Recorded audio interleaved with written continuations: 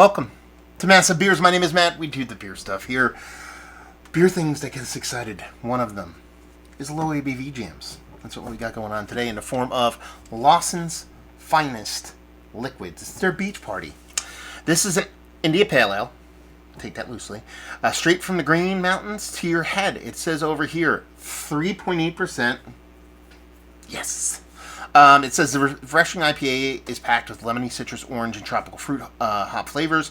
It's a full-flavored brew that'll take you to the beach and back in each sip. That's it. They don't really tout themselves about anything too crazy. Be certified over here. A little story about the brewery on a paragraph there. Done and done. And the labels are essentially, iconic at this point. From the font, their art design has pretty much been very singular for quite some time now, so not saying it's like my favorite art design when it comes to a can, but a Lawson's when you see it. And honestly, it's one of the reasons why I picked this up. I went to scan by and I saw this light blue can with a beach ball, and I'm like, I have not drank that before. What is this beer? And I'm like, oh, an IPA, Beach Party IPA. I picked it up. I'm like, I'm gonna buy this. And then I saw the ABV and I was like, okay, you got me. So yeah, label designs, aight. As far as the beer goes, you're talking about low ABV IPA. Looks the part.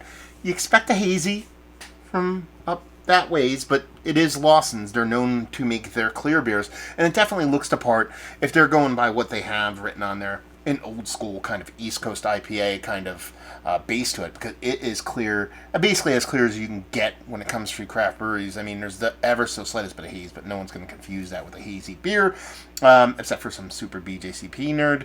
And then it has this nice soft kind of carbonation, nothing too crazy, and just a pinky finger of a white, vibrant head.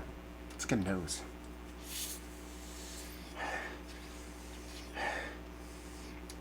It smells nice. It smells very much like, again, old school East Coast IPA, citrus leaning, lemon, definitely leaning, citrus leaning. Nothing too over the top, a little bit of pineapple, not really any precursor to any kind of bittering. Nice, sweet, soft, subtle sweet maltiness, which I really dig. One of the things that can happen on ultra low ABV beers, and when I'm talking about ultra low, I'm saying sub 4%. You can get a little bit of a doughy character from the malt base in these beers. I don't know if that's part and parcel of the brewing process. It's such a low ABV. You get it more often in non-alcoholic IPAs, or at least I should say I do.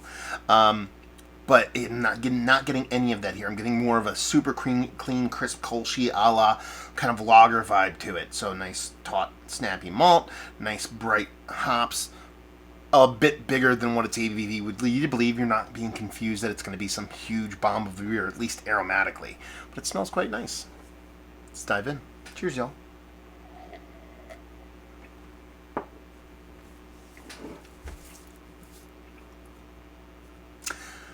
That's pretty tasty. Yeah, I'm not going to lie to you. I do have to compartmentalize this beer at its ABV level. One, they're calling it an IPA. 3.8% IPA. That's not an IPA. It's a pale ale at best. Hoppy golden ale, maybe. Hoppy Kolsch, something along those lines. If it was lagered, if it's ale, obviously. Well, no, you can get ale Kolsch. What am I talking about? It has a really nice, decent malt base to it. It's probably the more surprising part at something of this low ABV. None of that doughiness that I talked about in the aromatic portion of the show, but it has this nice, it's almost like a step below like a nutty kind of malt. It's just a beefier, more kind of richer kind of Pilsner malt, something a little bit of heft to it without getting too up into kind of Vienna, dark lagery kind of malt levels on it. And that's really surprising and really welcome. The other side of things, definitely get a touch of bit of bitterness here, but nothing huge, just enough to balance off what sweetness you get from the low ABV beer. And then is those kind of bright citrus notes throughout the whole thing. That, again, it's all the citrus are belong to us. You're talking about grapefruit, pineapple, that lemony thing that they touched on there, which is absolutely in there, and your orange. But nothing here is hyper aggressive. But you have to remember, too, again, keep it in check. 3.8%. This is not a big beer by any stretch of the imagination. It's not even, 4.5. You know, I think you can get some really boisterous flavors out of that. But once you get to the sub 4, it's really something special when you can pull off a beer that is impactful enough to want to have a conversation like this, but also drinkable. I mean, this is quintessential session beer. This is the stuff you want a six to love, or you know, a case of that you bring to the beach and or camping or whatever, barbecue with your friends. And this is something that you can rip all day. But that's where the price point kind of comes in. I don't know what this retails for at Lawson's, and I did buy it at a place that a chain. It's not a mom and pop, so sometimes they do price stuff a little bit weird. $15 for a 4-pack of this. That's a little hefty for a 3.8% beer. I know the hops, the process that goes into these is probably worth that, but for me, you know, that low of ABV, I really need to be closer to $10, $11 for it to really be a home run in this person's brain. I know the processes are the same, the time in the tanks, the whole nine. I'm not sitting here and say it should be that. I'm saying for me, a sub 4% beer off a shelf, regularly distributed, we would get a wide swath of Lawson stuff. So it's not like this is like a drop from them. No, this is like we get constant stuff from Lawson's. To have that be at that price point, I just need it to be a little bit smaller. You give this to me at $12.50, I think I'm all right with that. But there's the 15 in Jersey tax, so it's pushing 16 actually.